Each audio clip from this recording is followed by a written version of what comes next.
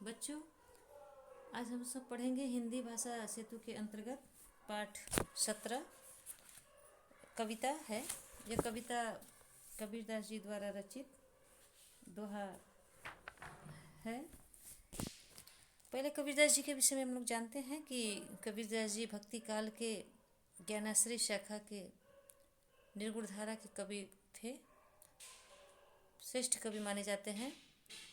इनकी पिता का नाम नीरू और माता का नाम नीमा था। इनकी पत्नी का नाम लोई और इनके एक पुत्र कमाल और कमालिन पुत्री थी।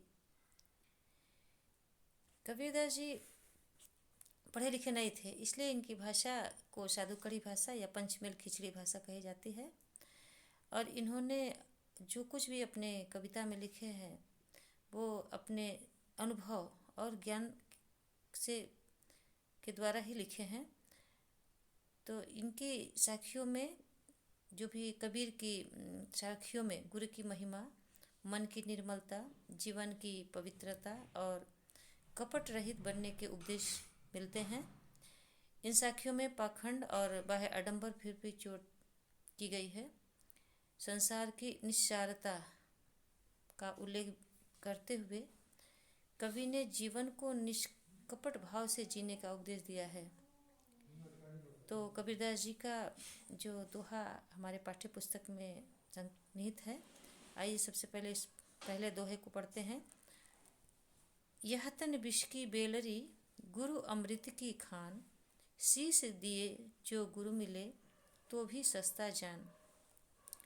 इस दोहे में कबीरदास जी कहते हैं कि हमारा शरीर, यह तन, हमारा जो शरीर है, तन माने शरीर, ये विष की बेल की समान है। विष की बेलरी, विष की बेल, बेल माने पेड़ पौधा बेल की तरह है, क्योंकि इसमें अनेक बुराइयां समाई हुई हैं। गुरु अमृत की खान, और जो गुरु है वह अमृत की खान के समान है। खान जहाँ से बहुत से पदार्थ निकाले जाते हैं, खान के समान है। शीश दिए जो गुरु मिले तो भी सस्ता जान।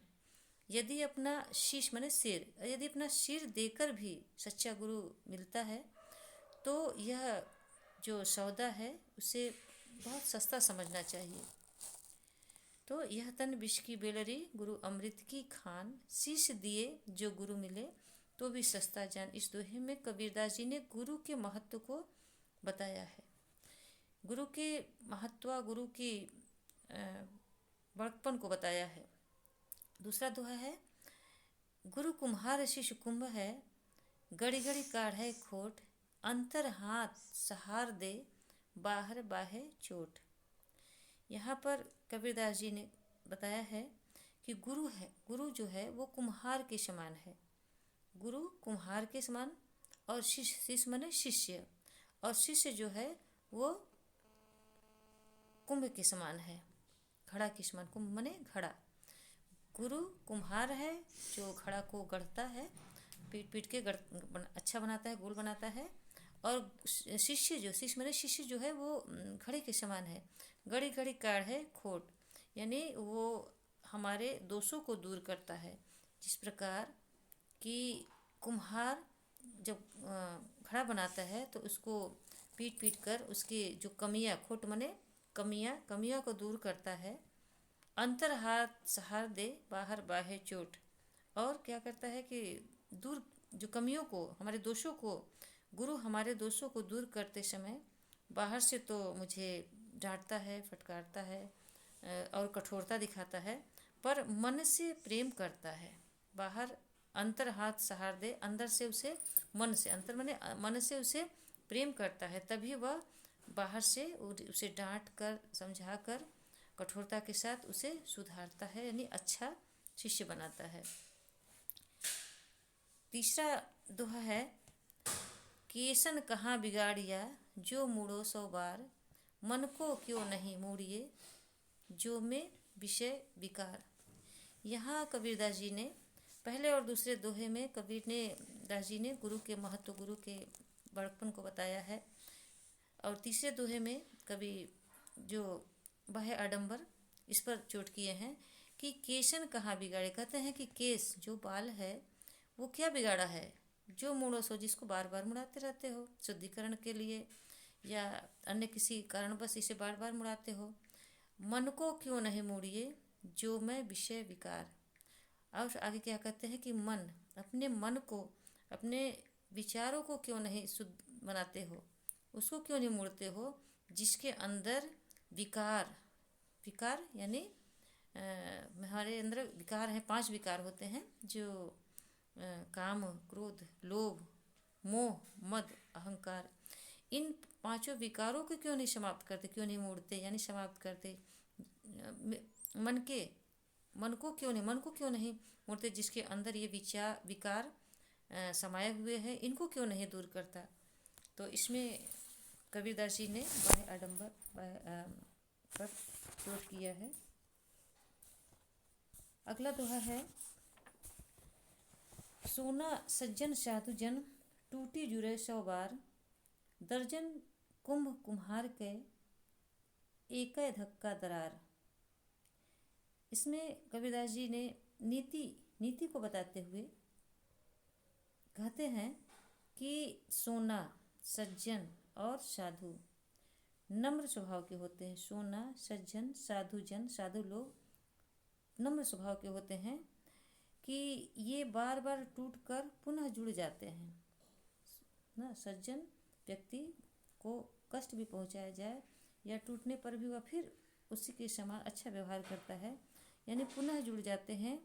जबकि दर्जन कुंभ कुम्हार के एक के धक्का मार, जबकि बुरा व्यक्ति कुम्हार के घड़े के समान होता है जो एक ही धक्के में टूट जाता है।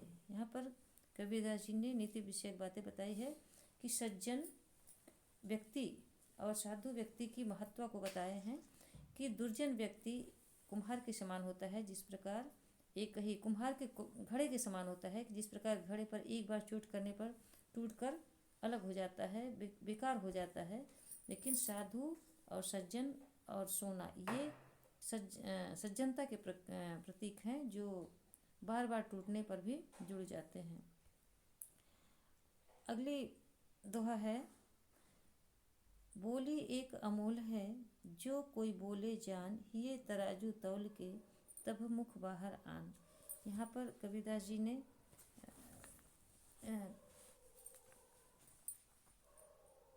क्या कहते हैं, कबीरदास जी ने इस कविता में कहे हैं कि बोली जो मनुष्य बोलता है वो क्या अनमोल है ना। जो व्यक्ति बोलता है वो अनमोल है, और जो कुछ बोलना चाहो उससे पहले अपने मन में सोच विचार कर बोलो।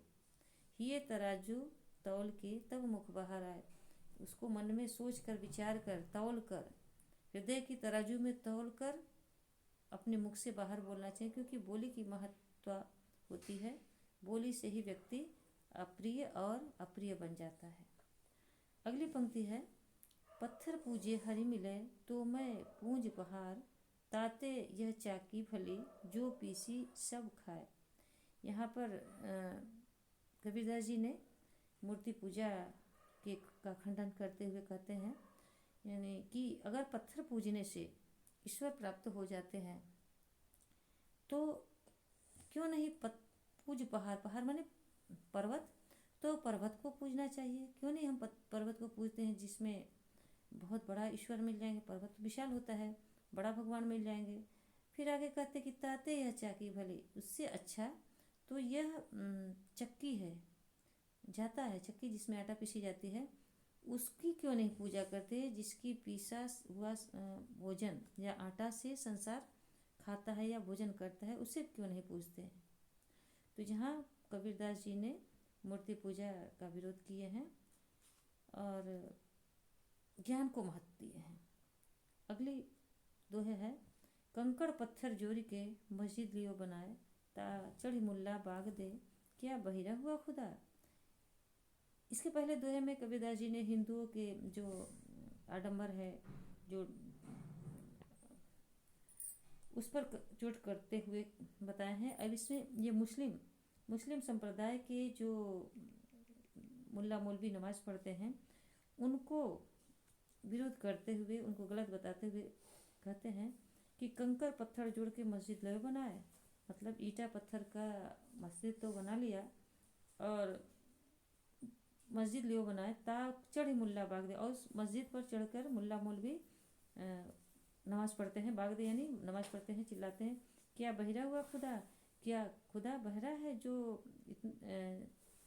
तेज बोल बोल चिल्लाते हैं, यानी नमाज़ पढ़ते हैं, अल्लाह अल्लाह करते हैं। तो बच्चों, आशा है आप लोग को ये समझ में आया होगा। अगली दोहा अगले